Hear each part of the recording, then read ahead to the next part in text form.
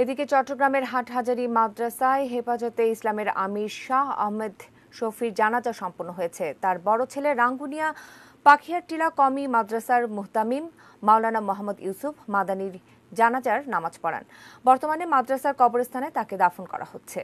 জানাজায় উপস্থিত হতে দেশের বিভিন্ন প্রান্ত থেকে সাবেক ছাত্ররা মাদ্রাসায় আসেন। এর আগে বৃহস্পতিবার অনুষ্ঠিত মাদ্রাসার মজলিসে শুরার বৈঠকে শাহ আহমেদ শফি স্বেচ্ছায় পদত্যাগ করেন। এরপর তিনি অসুস্থ হয়ে পড়লে ওই দিন রাত 12টার দিকে তাকে চট্টগ্রাম মেডিকেল কলেজ হাসপাতালে নেওয়া হয়। অবস্থার অবনতি হলে শুক্রবার বিকেলে তাকে ঢাকার আসগর আলী হাসপাতালে নেওয়া হয়। সেখানে চিকিৎসাধীন অবস্থায় মৃত্যু হয় তার। দীর্ঘদিন ধরে তিনি ডায়াবেটিস, উচ্চ রক্তচাপ, শ্বাসকষ্ট সহ বার্ধক্যজনিত দুর্বলতায় ভুগছিলেন।